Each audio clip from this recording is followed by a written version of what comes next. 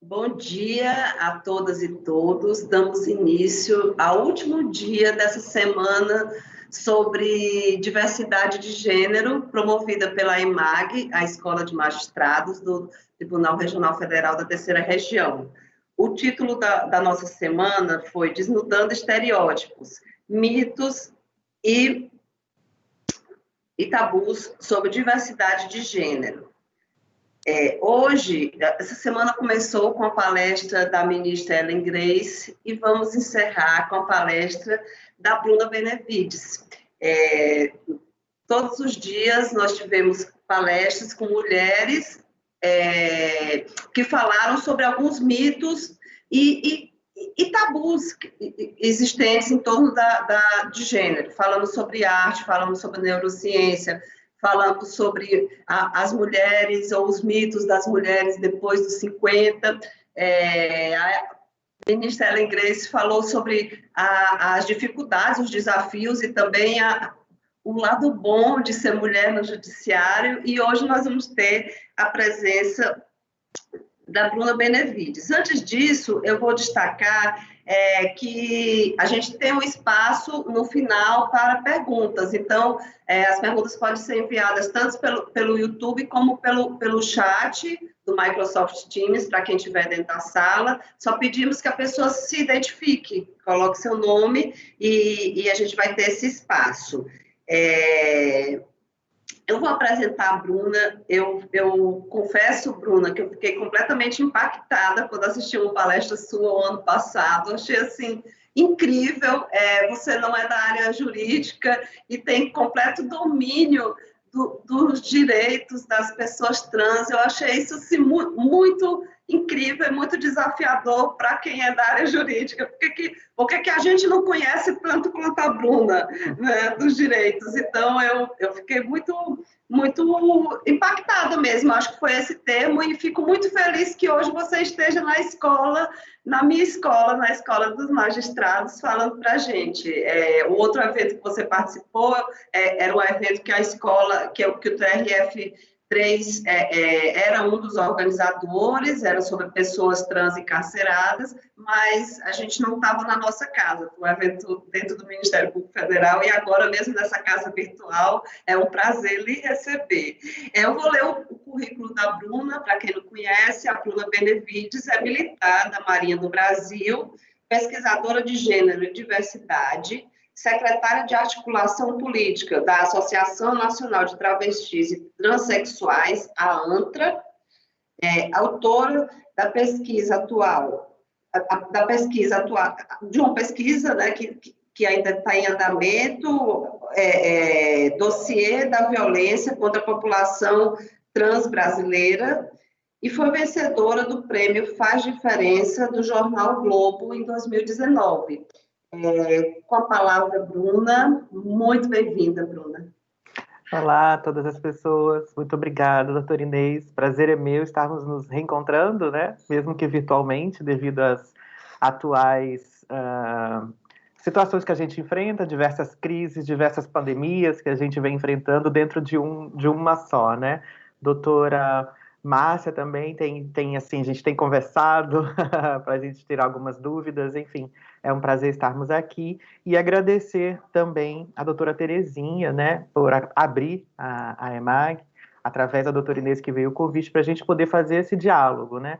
É interessante quando a doutora Inês aponta essa necessidade e urgência de conhecimento dos direitos e do direito, né, por parte de pessoas que são e estão defensoras de direitos humanos. Então, eu digo que se hoje há movimento social organizado é porque existe injustiça, e para combater a injustiça, eu preciso estar também munida desse conhecimento, assim.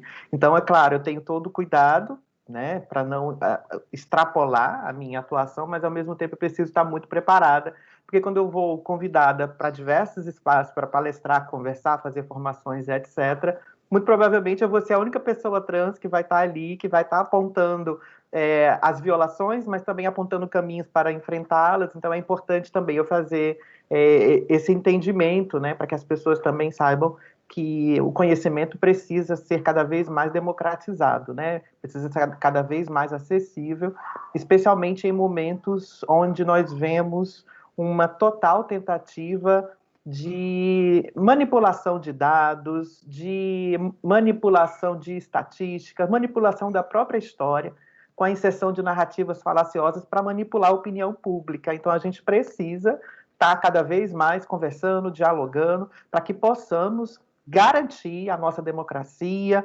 garantir também um enfrentamento eficaz das violações de direitos humanos e prezando sempre pela defesa do Estado laico.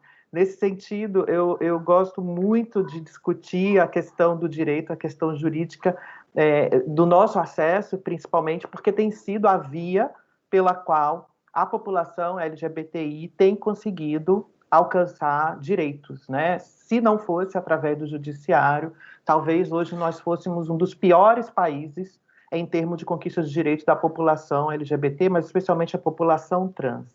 Mas, ao mesmo tempo, eu posso afirmar, enquanto ativista, de que nós somos um dos países mais avançados em conquistas de direitos, de legislações, de prerrogativas, de jurisprudências, mas que, infelizmente, ainda encontram barreiras quando a gente vai pensar na efetivação desse direito, porque a conquista do direito, por si só, ela não encerra o problema para o qual esse direito foi pensado. Então, a efetivação demanda diversos outros espaços para que a gente possa conversar e fazer essa formação, que é uma formação muito mais cidadã, né? Imagine só, a gente ensinar respeito para as pessoas, ensinar humanidade para seres humanos, né? Isso nem deveria ser uma discussão, né? Isso deveria ser algo que deveria estar posto para todas as pessoas. Mas como as discriminações, as violências, as preterições, principalmente, e a subalternização de determinadas parcelas da população estão postas como parte de uma estrutura, e a estrutura que rege a nossa sociedade, infelizmente, temos uma dificuldade maior na efetivação desse direito e garantir o acesso para as pessoas. Eu vou citar um exemplo a respeito da dificuldade que hoje ainda nós vemos sobre a diferença, e para nós, para mim, principalmente, mas para pesquisadoras de gênero, a diferença entre orientação sexual e identidade de gênero, ela está muito posta, né? Ela já é algo que está dado, mas, infelizmente, no senso comum, e nas pessoas que não tiveram a oportunidade de ouvir e falar ou ler sobre essa temática, as pessoas confundem e acham que é tudo a mesma coisa. E, por conta disso, há também sempre uma dificuldade maior para que esses direitos se deem dentro das especificidades e das necessidades de cada população, de cada demandante desse direito. Rapidamente, a identidade de gênero é a forma com que eu me identifico e eu me posiciono, mas também sou identificada na sociedade, é quem eu sou, né? Então, esta é a minha identidade, eu sou uma mulher que por acaso é transexual, mas poderia não ser, mas que sou nordestina, mas também poderia não ser, né? Sem que isso seja limitante da minha capacidade ou que seja algum fator que me coloque em uma posição inferior das demais mulheres. E a orientação sexual é para onde se direciona o meu desejo de me relacionar, seja afetivo ou sexualmente. Então, eu posso ser uma mulher que tem uma identidade feminina, uma mulher transexual, e me relacionar com outras mulheres, ou com homens, ou com ambos. E aí, isto forma essa discussão sobre orientação sexual e identidade de gênero. E por que é importante a gente entender algo que, para nós ativistas, para nós pesquisadores, é tão básico? Porque quando há uma discussão, por exemplo, sobre o uso de banheiro por mulheres trans e travestis, as pessoas tendem a dizer que isso vai abrir espaço para que homens entrem no banheiro, para que gays entrem no banheiro. Ora, eu não sou um homem gay, eu não sou gay. Poderia ser, mas eu não sou, eu sou uma mulher. Então, por que a gente está discutindo essa possibilidade de entrada, especialmente no momento em que a cultura do estupro está posta, em que as pessoas não precisam, os homens, os estupradores, os violadores, eles não precisam de toda uma artimanha de se vestirem de mulheres para enfrentarem um espaço público para estuprar mulheres, né? Os estupros acontecem, em grande parte, a grande maioria deles, dentro do ambiente familiar, né? Do ambiente ali do nosso cotidiano. Então, é disso que a gente está falando, mas é criado um terror sobre o que é ser uma mulher trans, sobre quem são as travestis e o risco que essas pessoas oferecem à sociedade. Infelizmente, existe um histórico de violações, muito intensificado durante a ditadura militar, onde haviam operações específicas para a caça dessas pessoas e também para que essas pessoas fossem retiradas do convívio social, porque, de acordo com o senso comum, meio que está posto que nós ameaçamos a ordem natural das vidas. Dizem que nós queremos destruir as famílias, dizem que nós queremos transformar as crianças em meninos e meninas compulsoriamente, como se isso fosse possível. Mas, na verdade, o que nós estamos falando é de uma população que enfrenta este mito de sermos violentas, de sermos reativas. Eu confesso que ser reativa, e aí para qualquer mulher é quase um sinônimo de ser taxada como louca, né? De ser taxada como aquela que não tem o direito de reclamar. Porque enquanto nós estamos caladas, está tudo bem. Quando a gente realmente se posiciona de uma forma mais enérgica, aí somos loucas, somos descontroladas, não podemos estar ocupando os mesmos espaços. E criou-se o mito, né, da travesti, da mulher trans que é marginal. Quem é que não tem medo de travesti? Tem uma peça célebre que é Quem tem medo de travesti? Eu tinha medo de travesti quando eu era criança. Olha que absurdo eu falar isso. Mas é porque no imagético da sociedade foi criado esse arquétipo de que essas pessoas são violentas, de que não passe por aquela rua, porque aquela rua é dessas pessoas que são violentas. E este processo de marginalização se dá muito pela exclusão, né? E aí é uma exclusão social, muitas vezes uma exclusão que inicia dentro do seio familiar, e aí tem os seus... vai se intensificando ao passo que nas outras instituições que a gente poderia estar sendo inserida, a partir da família, da instituição familiar, a gente também vai sendo retirada, né? Então, a gente não consegue se manter nas escolas, inclusive a gente fala que tem essa exclusão escolar, uma expulsão simbólica, que não é tão simbólica, né? Pelo fato de que, por exemplo, hoje nós não podemos discutir diversidade de gênero, né, dentro das escolas, e isso é muito grave, porque nós estamos falando do direito de mulheres, principalmente, né? Nós estamos falando do direito da proteção das nossas crianças. Usa-se de um espantalho, de uma ideologia de gênero, que é mais um outro mito criado para gerar medo e estigma sobre a população LGBTI especificamente, como se discutir gênero fosse uma pauta exclusiva de pessoas LGBTI. Discutir gênero é discutir principalmente a hierarquização e subalternização de mulheres, de pessoas, gênero, eu vou usar subversivas, né, porque usa-se muito divergente, dissidente, mas eu prefiro subversiva. Então, dentro desse processo, é exatamente o que a gente precisa enfrentar. São os mitos e tabus, mas também essa ideia que antecede a minha presença, antecede a minha possibilidade de me colocar enquanto cidadã. Então, por exemplo, quando sabe-se que está presente uma travesti em determinado espaço, já tem-se um super cuidado, um hiper cuidado em torno daquela pessoa, porque quais riscos ela vai oferecer à sociedade. E aí, é preocupante porque quando a gente vai pensar, por exemplo, na proteção das mulheres a partir da Lei Maria da Penha, mas não só, a gente tem a dificuldade de serem dadas decisões que reconhecem a mim e outras mulheres trans enquanto mulheres. Então, eu ainda, tendo sido vítima de violência doméstica, eu ainda tenho que provar que eu sou uma mulher para só após este entendimento, e se ele for aceito, eu vou ter direito a ser protegida pelo que está previsto na lei. Então, é um processo que ainda é muito lento, é muito ainda difícil de ser feito, porque nem todas as pessoas estão disponíveis para se construir novamente, para construir uma nova ideia. A gente já fala muito, né, de desconstrução, mas eu acho que a gente já precisa voltar a construir, né, porque isso que estamos fazendo aqui são construções de novas narrativas, de novas alianças, e principalmente a construção de uma nova democracia, né, que entenda que a diversidade é a regra, né? A diversidade não é a exceção, na verdade, sermos diversos faz parte da própria Constituição de humanidade. E por conta disso, quando eu penso na Lei Maria da Penha, tem um caso muito emblemático que aconteceu, e eu atendi esse caso por acaso, porque os movimentos sociais, nós somos a porta de entrada para qualquer serviço de proteção, visto que a população em geral ainda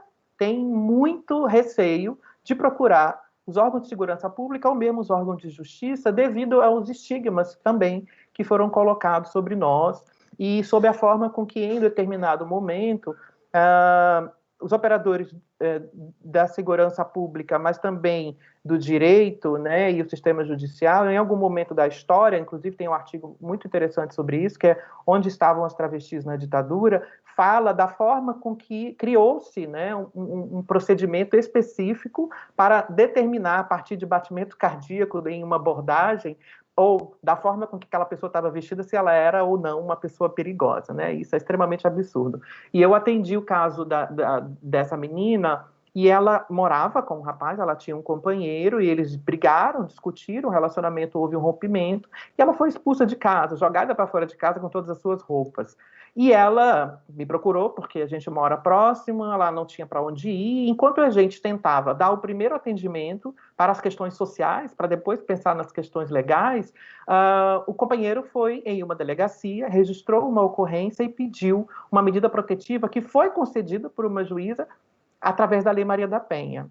E é absurdo pensar que um homem utilizou a Lei Maria da Penha para se proteger de uma mulher. E quando nós fomos discutir, conversar, fazer análise deste caso, mas não só, nós entendemos que é porque a pessoa que era a vítima, a mulher do caso, ela era uma mulher trans que não tinha um nome retificado. E quando o procedimento seguiu, haviam 2 nomes masculinos. E a juíza entendeu que era um casal de homens gays. E aí, por conta das questões de vulnerabilidades, ela deu a prerrogativa para o homem, na verdade. Então, a identidade de gênero daquela mulher trans foi deslegitimada a partir do momento que não foi colocado sequer a menção do seu nome social no registro de ocorrência ou o respeito à sua identidade de gênero. E ela tentou reverter, e ainda o caso está rolando aqui no Rio de Janeiro, e ainda não teve uma resposta positiva. Então, nós temos uma mulher que está sendo violada por uma lei que é pensada para defender o direito e a idoneidade, enfim, e as mulheres da violência. Então, a gente vê a importância de fazermos esse diálogo para desmistificar a ideia de que eu só sou mulher se eu tiver feito alguma alteração corporal no meu corpo, ou de que eu só sou mulher se eu tiver feito esse procedimento para mudança de nome e sexo, e aí esse sexo que é o sexo registral, a partir do provimento do CNJ, da decisão do STF. E por que estou falando isso? Porque muitas vezes, mesmo eu, hoje, uma mulher que tem o meu sexo feminino na minha certidão de nascimento, enfrento dificuldades para o entendimento, se for dado conhecimento que eu sou uma mulher trans, exatamente por conta desse processo anterior, que as pessoas não entendem a diferença entre orientação sexual e identidade de gênero, mas principalmente por um processo que a gente chama de genitalização das pessoas. Eu, antes de ser lida e vista como uma mulher, eu já fui marcada como homem ao nascer, né? Então, a partir daquilo, as pessoas, o senso comum, né, e aquelas pessoas que são que têm dificuldade, né, em entender essas novas abordagens e a própria discussão sobre diversidade de gênero, elas vão tentar marcar a minha identidade a partir do meu genital, né? E aí eu sou reduzida a um genital que eu posso manter ou não, e isso também não vai fazer com que eu seja determinada enquanto mulher, independente do meu genital, porque o genital não faz diferença, né, para o acesso a direitos, não faz diferença para o nosso trânsito em sociedade, para as construções dos nossos laços afetivos ou mesmo institucionais. Mas este processo de genitalização das pessoas trans é o que esbarra normalmente quando nós vemos a hora de tomar determinadas decisões, a hora de garantir o acesso a políticas públicas.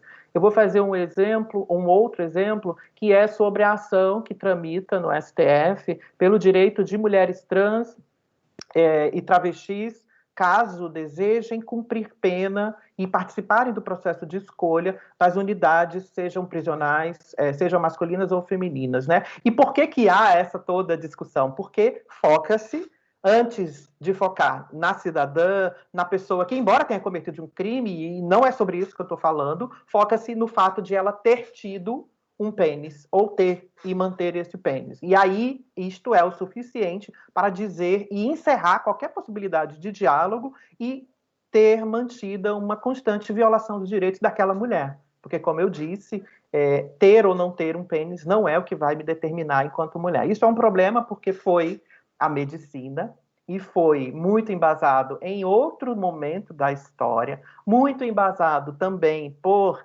uma influência de uma ideologia religiosa dominante, que determina o que é ser homem e o que é mulher, que foi criado à imagem e semelhança, e só tem, né? Deus criou apenas homens e mulheres, e qualquer coisa que foge disso não é gente, né? O que nós estamos falando é sobre esse processo que os negros enfrentaram na época da escravidão, que é um processo de despersonalização, de desumanização, de subalternização. Porque quando a gente desumaniza, a gente pode fazer o que quiser, pode violar, pode negar direitos, e matar se torna, aliás, o ápice, né, dessa desigualdade. Então, é disso que a gente está falando. O mesmo aconteceu com os judeus.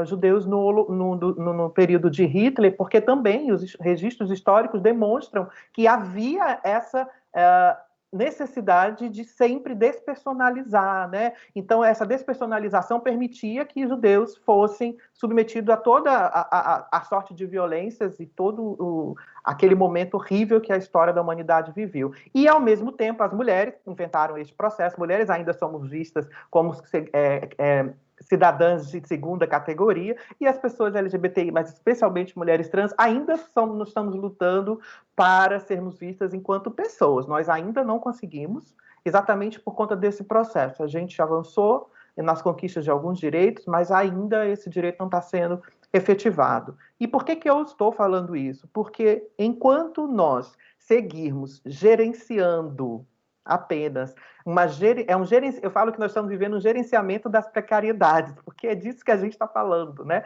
E nesse momento de pandemia isso intensifica ainda mais, porque nós vemos diversas violações de direitos, e quando o Brasil ele é reconhecido como o país que mais assassina e violenta pessoas trans do mundo. E aí, quando a doutora Inês falou a respeito da minha pesquisa, ela é uma pesquisa que é feita anualmente, né? Então, todos os anos, nós lançamos uma pesquisa sobre esses índices. E para vocês terem ideia, hoje, dia 4, nós fechamos o último boletim do bimestre, que foi 31 de agosto. Somente em 2020, nós temos 129 casos de assassinatos de mulheres trans e travestis, este ano, até agosto. Em 2019 inteiro, foram 124. Então, só isolando os 8 primeiros meses, nós temos um aumento de 70% no número de assassinatos de mulheres trans e travestis no Brasil, né? Então, é feita uma pesquisa que corrobora e se soma com um levantamento feito em outros 70 países, e que, por conta disso, o Brasil é o que mais assassina pessoas trans no mundo. E isso gera uma sensação, pela dificuldade de acesso a direitos, de uma população que não tem acesso à cidadania. E essa pessoa não tendo acesso à cidadania, junto a essa ideia de despersonalização, as próprias pessoas trans, minhas companheiras, minhas amigas, aquelas pelas quais eu, inclusive, luto e me coloquei nesse momento de disputa de narrativa e de luta e de corpo também, elas não se reconhecem enquanto pessoas, né? Então, elas próprias, as minhas próprias companheiras, eu também faço esse trabalho de formação com elas, para que elas se entendam enquanto sujeitas de direito, para que elas se entendam enquanto cidadãs, para que elas se entendam enquanto gente, porque também é difícil, porque é um processo histórico que não vai ser rompido de uma hora para outra, né? Tudo que eu possa vir a falar aqui, tudo que as pessoas, ou os senhores e as senhoras possam ler, tudo isso vai ser ainda insuficiente, porque o que nós precisamos na prática, nós precisamos de exercitar uma escuta, mas uma escuta capaz de se incomodar, mas principalmente de tomar ações para enfrentar este cenário, porque nós precisamos nos reconhecer enquanto coletividade, enquanto sociedade de fato, e não mais enquanto castas, né? Eu sei que não é uma casta posta como é na Índia, mas ainda vivemos em sistema de castas, né? E aí seja por grupos minoritários ou não, com diversos outros atravessamentos de classe, de raça, de gênero e outros, né, que vão fazendo com que essas pessoas vão sendo deixadas pelo caminho, né? A nossa democracia tem falhado muito nesse sentido, e quando a gente vê um acirramento das desigualdades sociais, nós vemos um aumento da violência. O Brasil é o país que mais mata pessoas no mundo, ponto, né? É o que mais mata jovens negros, tem índices altíssimos de violência contra a mulher. Então, o feminicídio, nós somos o 5º país do feminicídio e o que mais mata pessoas trans. Então, assim, matar essa violência que nós vivemos é reflexo de uma dificuldade do Estado em lidar com as questões sociais atravessada com as questões de segurança pública. Eu faço muito um paralelo com a epidemia de HIV. O Brasil só se tornou referência em um dado momento, hoje não é mais, no enfrentamento à epidemia do HIV, quando ele entendeu que precisava também discutir os fatores sociais em torno daquelas populações, né? Então, nós vivemos uma epidemia que só quando nós conseguimos entender a complexidade daquelas pessoas e daqueles sujeitos e todos os transcursos que elas faziam no seu dia a dia foi que nós conseguimos dar uma resposta efetiva. Então, se eu posso pensar sobre como que a gente pode enfrentar essa violência de gênero que é imposta contra as pessoas trans, porque dizer que eu não sou uma mulher é uma violência de gênero, né? Eu escrevi ontem um texto sobre isso, nada mais colonial e violento do que deslegitimar ou zombar da identidade de gênero de uma mulher trans ou de uma travesti. E por que isso é permitido na nossa sociedade? Porque está naturalizado que nós não somos mulheres e nós precisamos romper com esse pacto. Eu vou dar um outro exemplo, porque são algumas conquistas, e eu gosto sempre de usar esses exemplos, porque fica muito mais nítido de se entender. Aqui no Rio de Janeiro, nós estávamos, logo após a decisão do STF, no julgamento da ADI 4275, o CNJ baixou o provimento 73 sobre a retificação de nome e gênero de pessoas trans. E, automaticamente, nós começamos a um outro processo de formação para as pessoas trans, porque a maioria não sabia que tinha aquele direito, e aquele direito era para elas. E, além disso, era um processo que é um processo, aliás, que é extremamente caro, custoso, e quando a gente vai falar em uma população onde a maior parte dessa população está em situação de precariedade, são pessoas que não têm documentos, que não têm CPF, assim, né? Como que a gente pensa que em 2020 existem pessoas que não têm CPF? E são muitas, né? São muitas, muitas. É assustador pensar. Nem certidão de nascimento. Então, a gente faz esse trabalho. Quando a gente conseguir organizar alguns processos, alguns mutirões, inclusive em parceria com a Defensoria Pública, para garantir a gratuidade, porque é um processo extremamente caro para as populações, a gente esbarrava, porque tem o item, o artigo 6º diz que, no caso de suspeita de fraude, falsidade ou má-fé, além do vício de vontade ou simulação quanto ao desejo real da pessoa requerente, o registrador poderá recusar e encaminhar o pedido ao juiz. Vejam bem, isto é muito vago e deixa muito de forma subjetiva para que essa transfobia que eu expliquei, que é estrutural, que está naturalizada, que faz parte da sociedade, se transforme em uma desconfiança, porque aquela pessoa está fingindo ser quem ela diz que é e que, inclusive, assinou o requerimento. E no Rio de Janeiro, nós tivemos muitas denúncias que nós, inclusive, acionamos a corregedoria, a ouvidoria, a corregedoria, porque havia uma tendência maior e havia um número grande de casos onde as pessoas trans eram sistematicamente colocadas com essas observações, né? Então, eram pessoas que, ao entrarem com o pedido, automaticamente já eram tidas como pessoas que estavam de má fé, que estavam tentando fraudar, talvez fugir da justiça criminal, talvez fugir dos órgãos de crédito. E é interessante pensar porque há previsão sobre isso no próprio documento baixado pelo CNJ, né, de que eu mudar o meu nome e o meu gênero ou o meu sexo registral de forma alguma faz com que eu seja dado um reset na minha vida e eu seja constituída como uma nova pessoa, né? Os meus direitos ali devem ser mantidos e retroagidos. Mas a gente vê ainda essas violações acontecerem até hoje, tanto que acho que o último levantamento que nós tivemos no Rio de Janeiro é que, desde a decisão, nós tivemos 540 pessoas que retificaram o nome e gênero. Eu achei um número baixíssimo, né? E o que esses números nos trazem? É exatamente a denúncia de que houve uma desjudicialização, desculpem, eu não sei se essa palavra existe, mas não teve uma desburocratização deste processo, que é o pleito das pessoas trans originalmente. É uma ação que não tem litígio, é uma ação que não exige terceiras pessoas, exceto de pessoas casadas, ou que tenham filhos, mas não depende da anuência dessas pessoas, né? Então, por que que é algo tão complexo se eu estou existindo, mas também exigindo o meu direito à minha intimidade,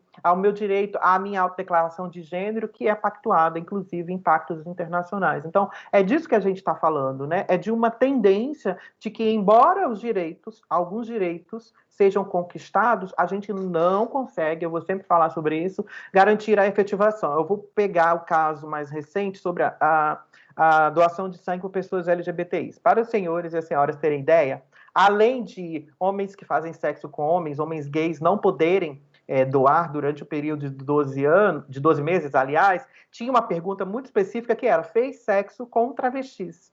E eu digo isso porque eu sou casada, né? Sou casada há 9 anos, e o meu marido, quando foi doar sangue, ele ficou meio perplexo com essa pergunta e falou: faço, e todos os dias, porque eu sou casado com a minha esposa.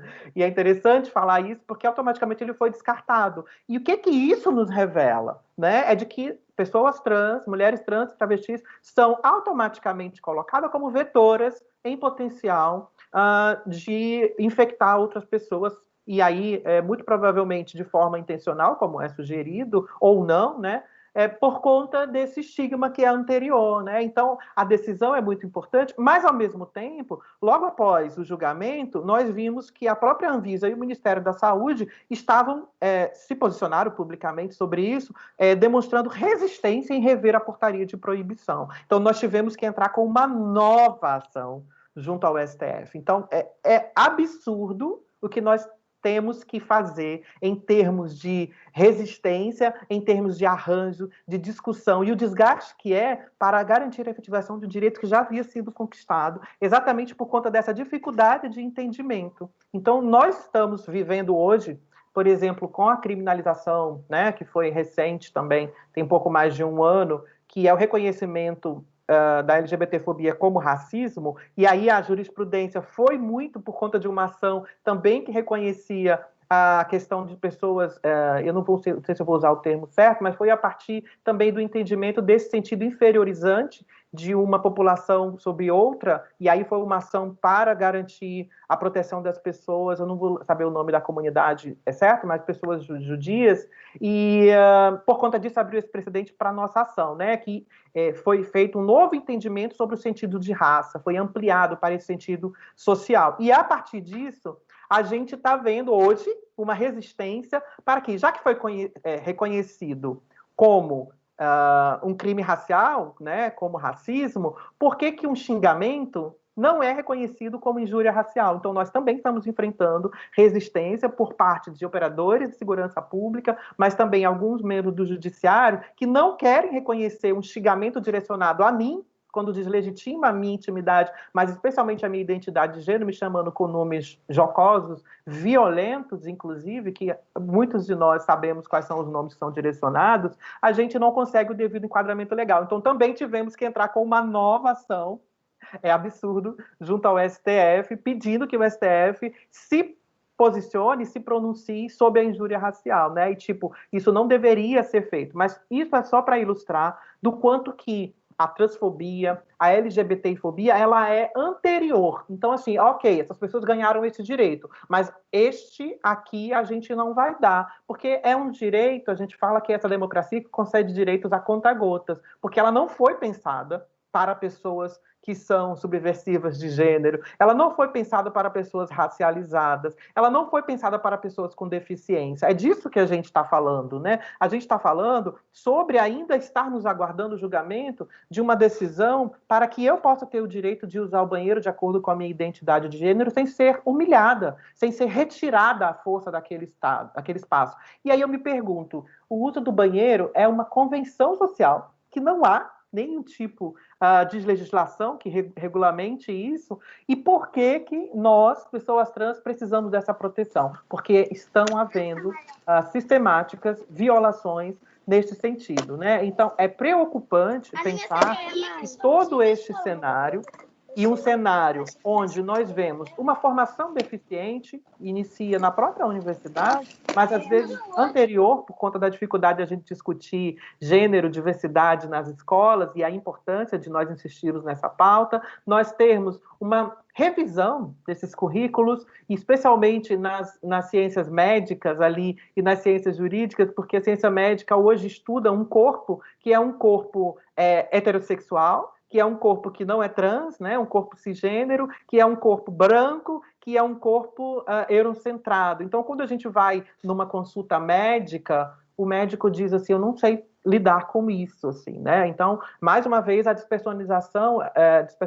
ela acontece. Eu deixo de ser essa para ser isso. E isso é esse momento de abjeção ao meu corpo, né? Que é um corpo que não foi concebido como possível pelas ciências médicas, pelas ciências políticas, ou mesmo, muitas vezes, pelo próprio judiciário, que ao mesmo momento em que eu tenho o direito de retificar o meu nome e o meu gênero, então eu sou uma mulher do sexo feminino, como eu bem já falei, eu não tenho o direito de ser protegida pela Lei Maria da Penha. Ou, num caso de assassinato mais recente, em Fortaleza, uma mulher trans com os documentos já retificados, ela foi assassinada, e em todos os laudos, laudo cadavérico, laudo de IML, atestado de óbito e etc., inclusive na sua lápide, ela estava com o nome de registro em, inclusive, contraposição e imposto sobre a sua retificação registral, né? Então, é absurdo. Nós estamos propondo um projeto de lei para que mulheres trans, travestis, vítimas de violência ou assassinadas tenham direito ao uso do nome social na lápide. Assim, é tamanho o absurdo que nós vivemos no Brasil que nós temos que pensar na proteção de pessoas que estão sendo assassinadas, porque muitas vezes os familiares, eles, por conta da transfobia, por conta da falta desse diálogo, porque é um diálogo que a gente precisa fazer as pessoas refletirem, para além do que está normatizado, para além do que está escrito, né? Tem uma pensadora, que é a Chimamanda, que ela é incrível, ela fala, se eu quero entender sobre determinada população, eu não vou ler a teoria é muito importante, as pesquisas são muito importantes, mas elas também são muito limitantes, eu prefiro ouvir o que as pessoas estão falando de fato, né? Então, quando a gente tem essa dificuldade, a gente vê essas aberrações, vou chamar assim, por falta de uma palavra melhor, acontecerem e serem legitimadas e aplaudidas, né? Porque isso é um processo, como eu falei, histórico. Eu estou de olho no tempo aqui, e nós temos muito ainda desafios pela frente, mas eu não sei se foi possível observar de que eu falei dos avanços que nós tivemos, que eu abri falando sobre a importância e dessas conquistas, que de forma alguma elas perdem o seu valor, mas que a gente ainda tem que avançar no campo social. E a gente só vai conseguir fazer isso quando nós conseguirmos fazer, de fato, um posicionamento uníssono das pessoas que se colocam no campo progressista, no campo da democracia, no campo da defesa da vida e dos direitos humanos, que enfrente todas as formas de violência de gênero, seja violência psicológica, simbólica, patrimonial, até mesmo a violência física e o assassinato, mas também entendendo que as normas que estão postas hoje não atendem determinada parcela da população, porque nós ainda precisamos fazer o resgate da nossa humanidade. Então, eu tenho muito cuidado, eu sou muito atenciosa com os convites que aparecem e as oportunidades para que a gente possa conversar, para que a gente possa falar, porque nós estamos falando de vida e de morte. Nós estamos falando de uma população que tem uma estimativa de vida de 35 anos por conta dessas violações que se intensificam, né? O fato de a gente não conseguir acessar a saúde da forma que ela está pensada, e aí eu não estou nem pensando na saúde específica, estou pensando na forma que ela está pensada, a gente não consegue acessar, isso impacta a estimativa de vida. O fato de não conseguir manter na escola, local de trabalho em pé de igualdade com os demais membros da sociedade, isso impacta a nossa saúde mental. O fato de estarmos, por exemplo, vendo ainda em 2020 que 90% de uma população inteira utiliza o trabalho sexual como fonte primária de renda. Então, estão na prostituição, tentando sobreviver. E a maioria foi jogada lá compulsoriamente a partir dos 13 anos de idade. Então, estamos falando de crianças. Então, hoje tem essa pauta de defesa das crianças. Deixem nossas crianças em paz. Mas quais crianças nós estamos falando? Com certeza não são crianças LGBTI. Caso contrário, não teriam projetos absurdos surgindo na Câmara e em outras câmaras pelo Brasil que querem determinar o que é gênero a partir de critérios biológicos.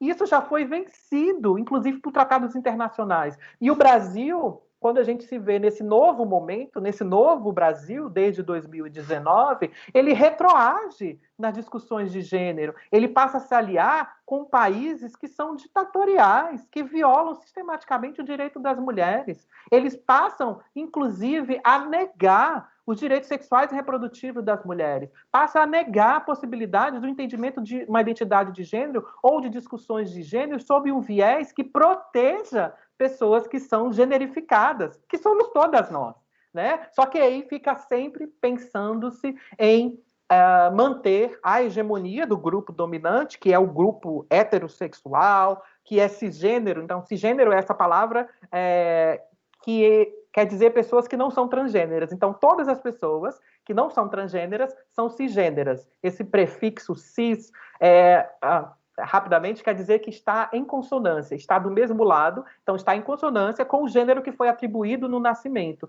E o trans é como se a gente transcendesse essa barreira do gênero atribuído no nascimento.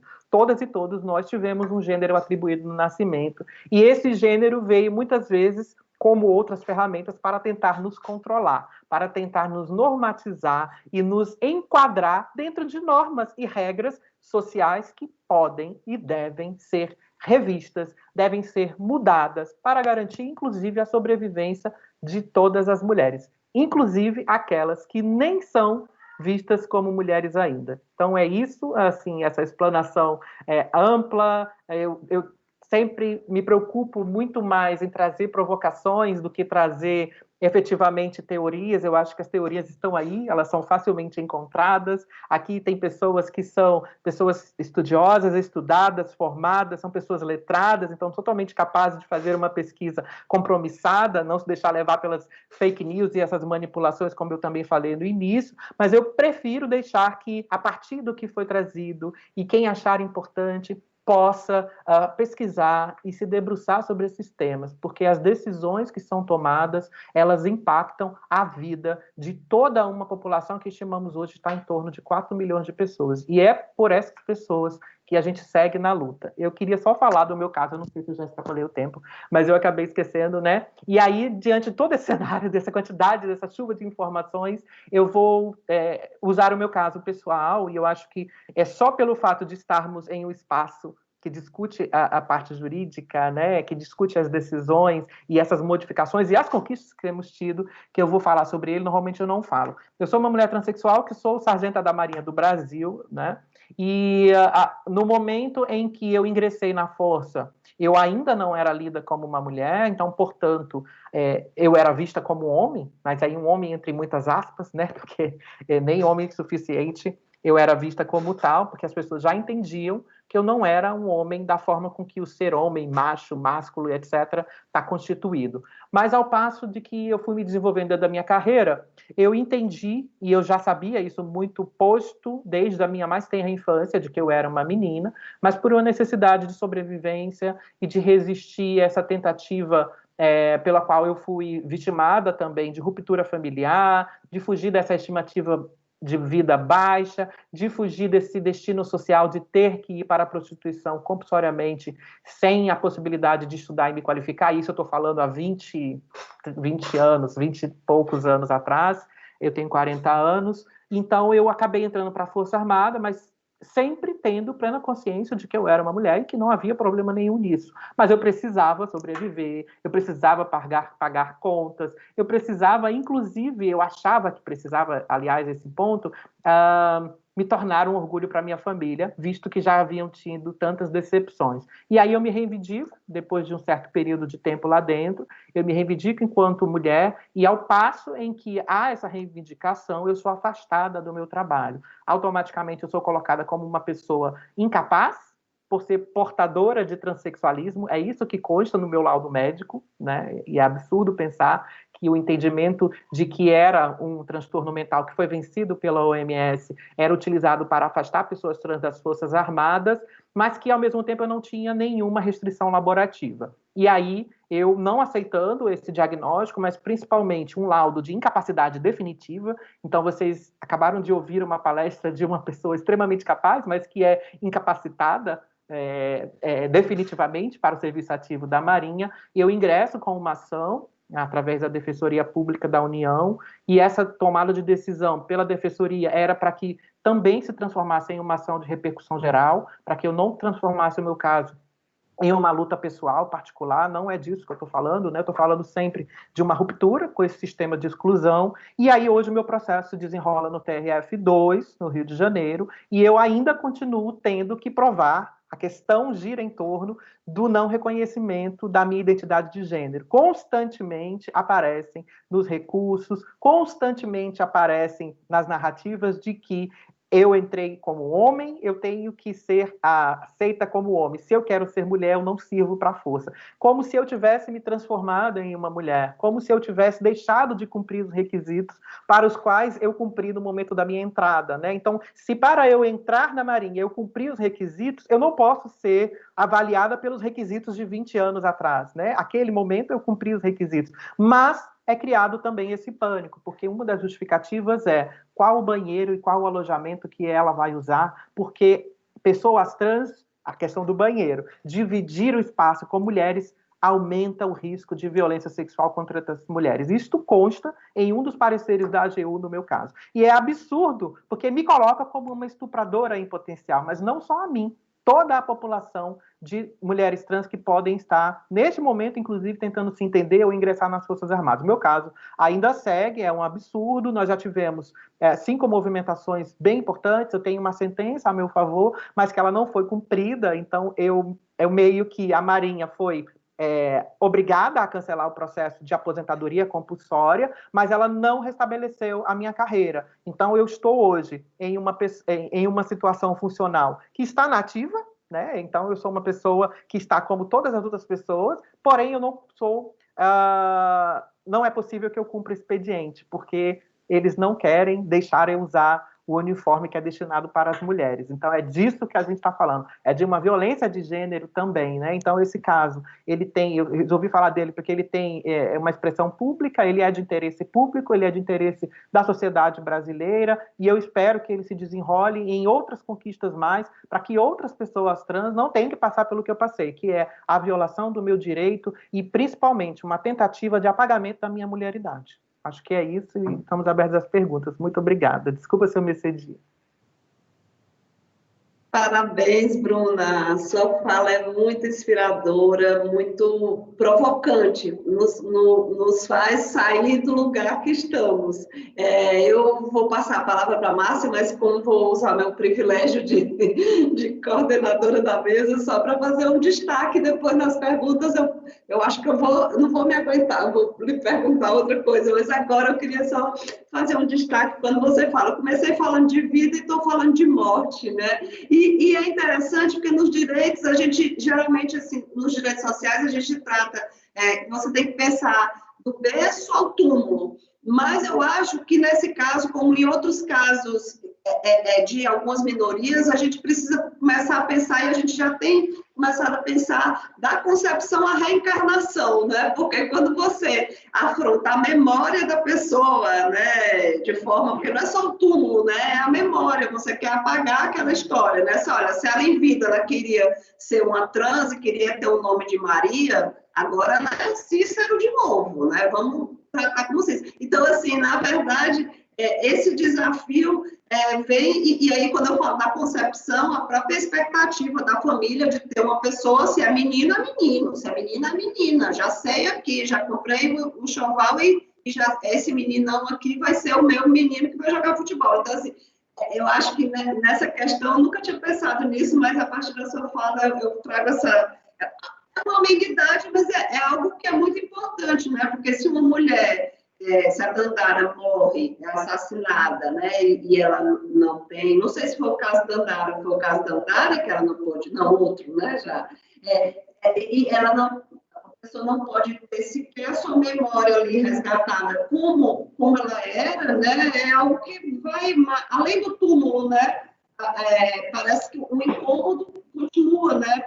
Perdura. Então, isso é muito impressionante. Eu vou passar a palavra para a idealizadora desse evento, que coordenou essa semana comigo, com a Terezinha Caseta e com a Renata Lutufo, a juíza Márcia Hoffmann de Amaral e Silva Torre, que escolheu a imagem do evento, queria uma mulher bonita, nua,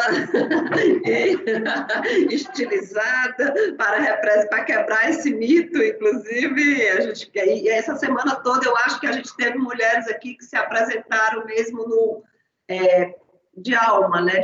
De corpo e alma. Então, a imagem que a Márcia escolheu e que foi realizada pela EMAG, pelo Vladimir, representa bem esse evento. A Márcia é juíza federal da 2ª Vara Federal Previdenciária, da subseção de São Paulo, é mestre em filosofia pela Universidade de São Paulo, é especialista em filosofia e teoria geral do direito pela mesma universidade. Eu vou passar a palavra agora à Márcia para as suas considerações. Muito obrigada. Eu gostaria, antes de fazer as minhas saudações, de insistir ao público que está nos prestigiando com a sua presença, para que desliguem os microfones, desliguem também a imagem, para não atrapalhar aqui a beleza do nosso evento. Então, por favor, insisto nisso, desliguem o áudio, desliguem também o microfone. Eu queria, primeiramente, cumprimentar a Bruna pela palestra atual, inspiradora, informativa. Nós já havíamos conversado antes, né, Bruna? Mas agora, ao vivo, apesar de virtual, eu queria confirmar o que eu já tinha falado. Que mulher linda! Né? Enfim, eu até escrevi para a Bruna que eu não tinha condições de aparecer ao lado dela na mesma tela. Também cumprimento a desembargadora Inês Virgínia, responsável pela vinda da nossa convidada, e igualmente linda. Cumprimento nesse último dia a EMAG pela realização deste evento, a desembargadora, nossa diretora, a desembargadora Terezinha Caseta, a doutora Inês, claro, também, Inês Virgínia, a minha amiga e também a coordenadora deste evento, Renata Lotufo, aos servidores da EMAG, sem os quais nada disso seria possível, ao nosso público que tem nos acompanhado, está aqui hoje. Eu gostaria, apenas pegando a sua última fala, Bruna, fazer uma citação do Guimarães Rosa, que me veio. Eu vou, enfim, eu vou ter que colar, mas na hora que você me falou da sua transformação, do seu processo na Marinha, do seu processo judicial, né? Tem uma frase que eu acho muito linda, que ele fala do Grandes Sertões. Enfim, o senhor, mira, veja, o mais importante e bonito do mundo é isto, que as pessoas não estão sempre iguais, ainda não foram terminadas, mas que elas vão sempre mudando, afinam ou desafinam, verdade maior. O que a vida o que a vida me ensinou. Isso me alegra montão. Ninguém está terminado, a gente sempre muda, essa é a verdade. Você estava falando do seu marido, e eu me lembrei também de uma matéria, foi a primeira que eu vi sobre você, aquela matéria publicada no HuffPost de 8 de junho de 2018, e é uma frase sua linda que me chamou a atenção pela força e pela inspiração, e que você diz, é muito simbólico e representativo eu ser uma mulher trans casada, porque eu mostro que é possível. Eu queria perguntar para você, eu sou da época, eu sou aqui a mais velha das três, eu sou datada. Eu sou da época que a sigla era GLS, né? Gays, lésbicas e simpatizantes. E atualmente há várias siglas, eu não decorei todas as consoantes, mas parece que há um relativo consenso sobre LGBTQIA+. Eu queria que você nos explicasse um pouco o que significa o T, porque não é tão óbvio assim. Tá.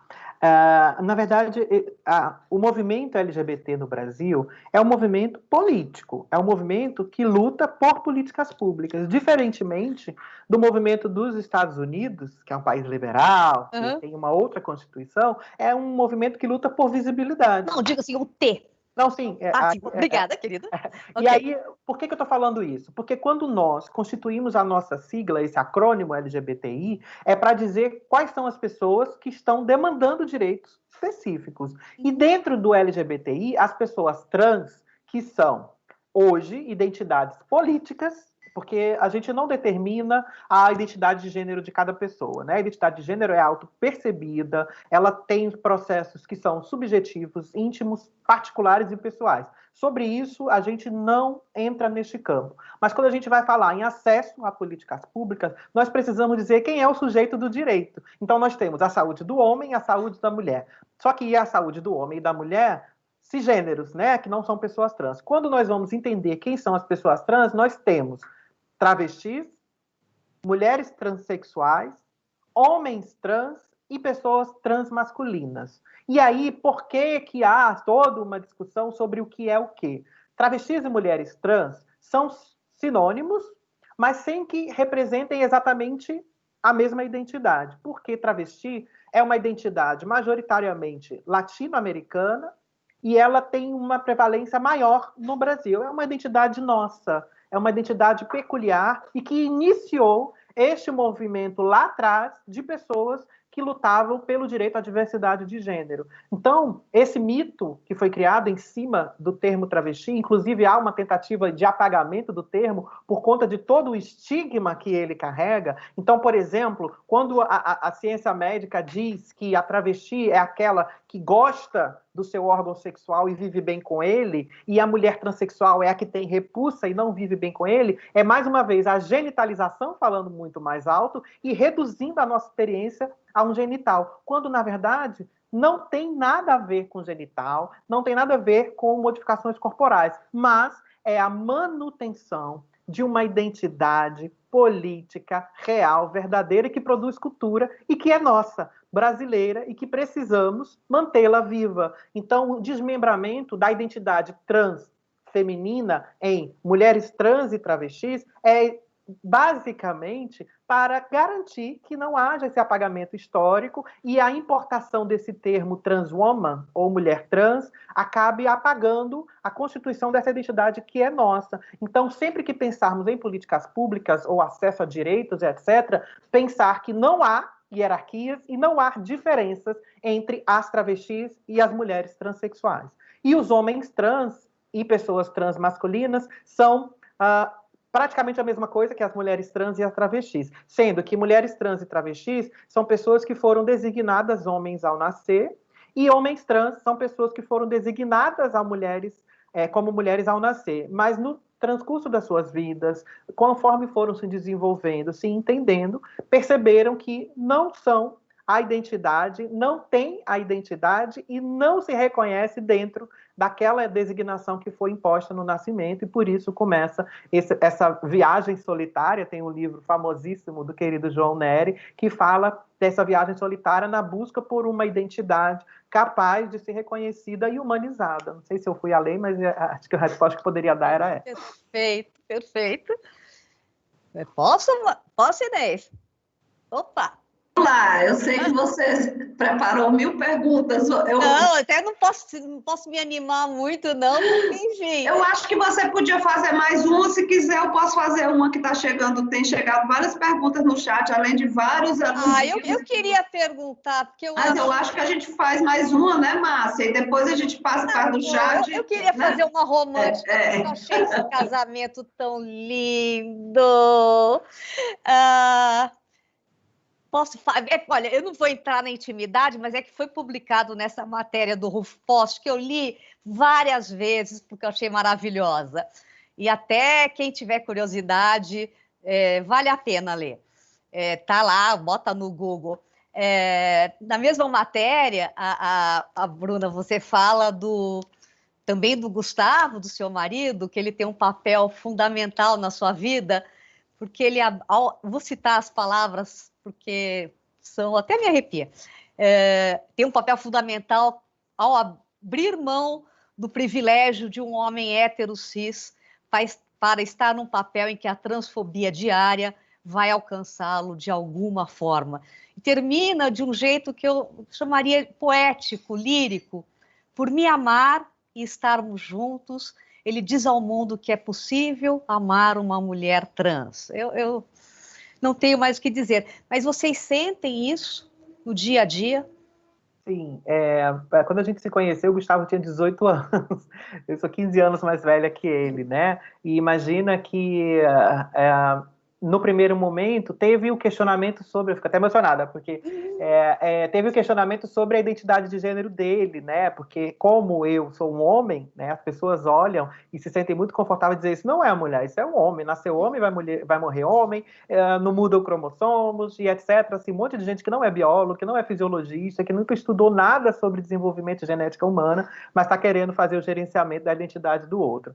E aí, a todo instante, vinha essa questão de ele ser colocado como um gay, né? E isto foi muito violento naquela época, porque o que os homens mais temem, de fato, não é nem levar o chifre das mulheres, desculpe usar esse exemplo, mas é serem chamados de gays, serem ditos como homens afeminados, por conta da necessidade de manutenção de uma masculinidade hegemônica que é tóxica, né? Que diz que os homens não podem chorar, se relacionar e etc. E o Gustavo, ele traz uma docilidade para a minha vida, e aí essa vida, que apesar de eu ter acesso ao que a maioria da população não tem, mas é uma vida atravessada por vulnerabilizações, por preterições, ele se coloca do meu lado e ele passa, inclusive, a ser esse para-raio de violências, né? Então, quando eu digo que ele sai do lugar do homem hétero cis e vem para o meu lado, é porque realmente ele sai do topo da cadeia e passa a se relacionar com alguém que está tão abaixo que ele, inclusive, ao se relacionar comigo, e aí sem romantizar, né, a questão do relacionamento e etc., ele deixa de ser homem automaticamente, né? Então é isso que acontece, esse processo. Mas é muito importante a gente falar sobre isso. Eu falo assim, gente, ser conservador não é ruim. E esse exemplo é o melhor de tudo. Eu sou uma mulher conservadora no meu relacionamento, eu sou monogâmica, meu relacionamento é fechado. Tipo, o ruim é quando ser conservador se torna uma obsessão para controlar o desejo, o afeto e os direitos dos outros, né? Então eu acho que é isso que deve ser combatido. Eu sou uma mulher extremamente apaixonada. Quando eu falo que ser casada é realmente a possibilidade, é porque nós não vemos homens se relacionarem com mulheres trans e travestis fora de relacionamentos casuais ou profissionais, né? Existem alguns textos na internet, eu mesma escrevi um sobre isso, afinal, homens que se relacionam com travestis e mulheres trans são gays, né? É uma pergunta para a gente refletir sobre isso, né? No quanto que a gente ainda enfrenta esse processo. Quem é aqui, eu não sei quantos homens tem, mas se tiver, que ao se sentir atraído por uma mulher trans, seria capaz de apresentá-la para a sua família, né? Mesmo uma mulher, imagina, porque tem mulheres trans que são lésbicas, mesmo uma mulher que está aqui, uma mulher cis, se apaixonasse por uma mulher trans, como que ela ia conseguir assumir isso? Automaticamente iriam vir todos aqueles estigmas. Eu acho que é isso que a gente precisa avançar, e o meu marido faz toda a diferença na minha vida, porque ele é aquela pessoa, aqui em casa o matriarcado é quem fala mais alto, tá? Que fique bem justo e nítido e posto, mas ele é aquela pessoa que diz assim, vai, faz, eu tô aqui. Então, é a pessoa que, quando eu volto, eu não sou a Bruna militante, eu não sou a Bruna ativista, eu não sou a Bruna defensora de direitos humanos, eu não sou a Bruna militar, eu sou só a Bruna, a dona Bruna, que está aqui, que precisa também ser acolhida e cuidada, porque a gente cuida do mundo todo, mas a gente tem muita dificuldade de quem cuida da gente. Lindo, adorei.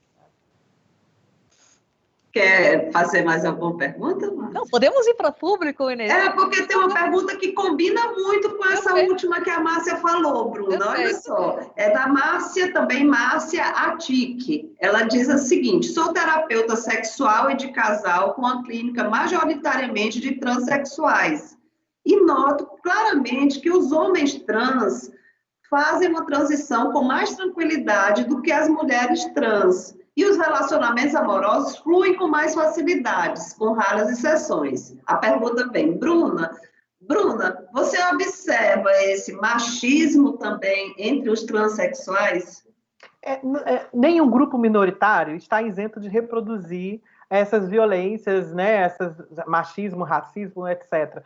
todas as pessoas que constituem a nossa sociedade somos ensinadas a ser racistas, a sermos capacitistas, a sermos gordofóbicos, enfim, trazemos esses preconceitos, porque isso faz parte da constituição da manutenção das hierarquias, né? Então, se eu sou uma pessoa que não tem deficiência física, eu sou uma pessoa melhor do que aquela pessoa. Se eu sou uma pessoa branca, eu sou melhor do que aquela outra pessoa. E isso, claro, de forma alguma, seria diferente em nosso meio. Então, eu digo também que ninguém nasce desconstruído, ninguém nasce sabendo de tudo. Então, quando nós vemos pessoas trans que se constituíram dentro do senso comum, que se constituíram fora desses espaços de discussão, e nós estamos falando do país, o terceiro país mais ignorante do mundo, de acordo com uma última pesquisa, e é claro que as pessoas trans não seriam pessoas superdotadas, cheias de privilégios, que poderiam estar com todo esse entendimento. Inclusive, tem gente trans, muitas, que não tiveram oportunidade de ouvir o que a gente está conversando agora, né? Então, a reprodução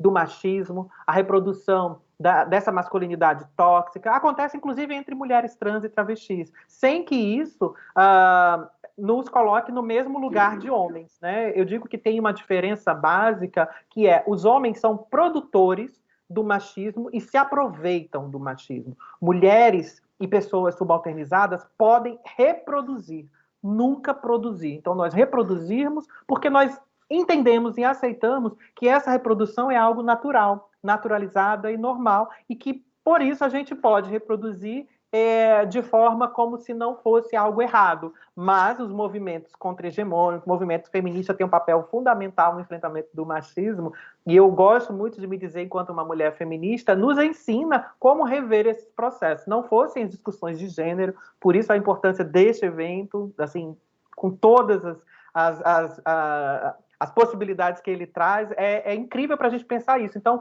óbvio, eu conheço muitos homens trans que reproduzem muito machismo, muito. São diversos casos, né? Mas é importante a gente entender de que essas pessoas, assim como os homens cis, precisam ser ouvidos, mas também se colocar nesse papel de escuta, porque senão a gente vai continuar tendo índices altíssimos de feminicídio e violência contra todas as mulheres.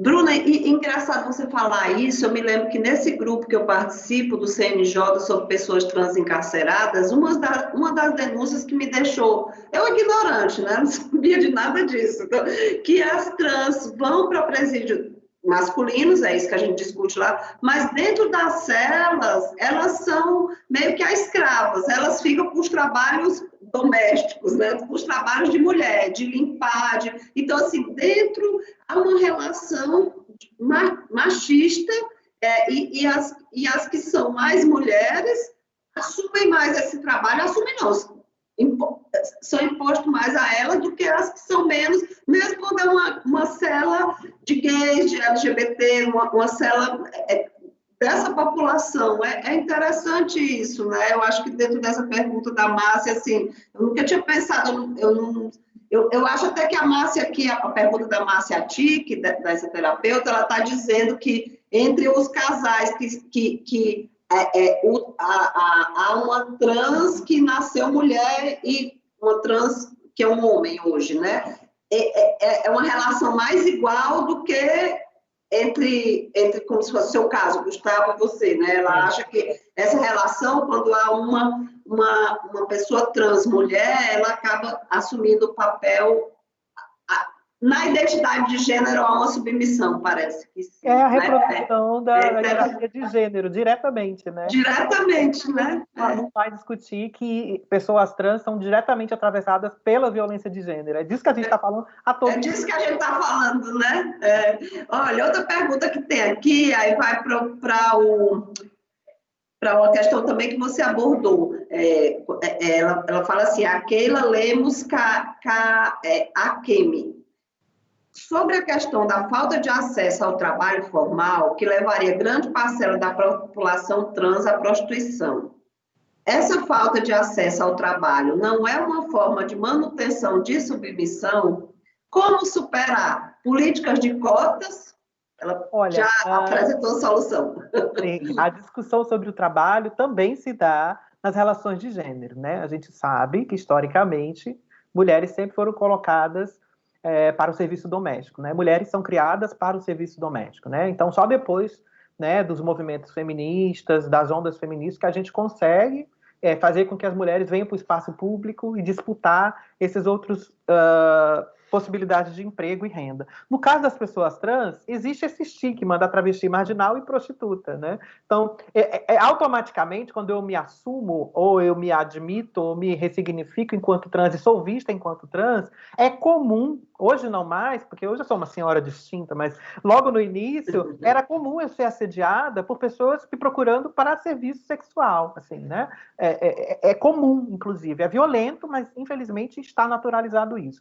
E por que eu peguei esse exemplo? Porque quando uma mulher trans vai procurar um emprego, o estigma da travesti prostituta precede aquela mulher. Então, quando ela vai trabalhar na empresa, a empresa não quer estar associada a essas pessoas, porque ela, né, vai assediar os meus clientes, ela vai assediar os outros funcionários, ela vai causar uma desordem nesse espaço, porque qual banheiro que ela vai usar, ela vai causar uma desordem nesse espaço, porque as pessoas não vão saber como lidar. Ou seja, a todo instante, colocando a culpa para não contratar essas pessoas na própria pessoa, né? Responsabilizando ela pela forma como a sociedade não nos trata. Como enfrentar? Nós temos um processo de exclusão escolar muito alto. Assim. 70% da população trans não tem o ensino médio. Apenas 0,2% está na faculdade, está na universidade. Então, nós temos aí uma deficiência de formação, de qualificação para o mercado formal de trabalho. Então, nós precisamos, urgentemente, né?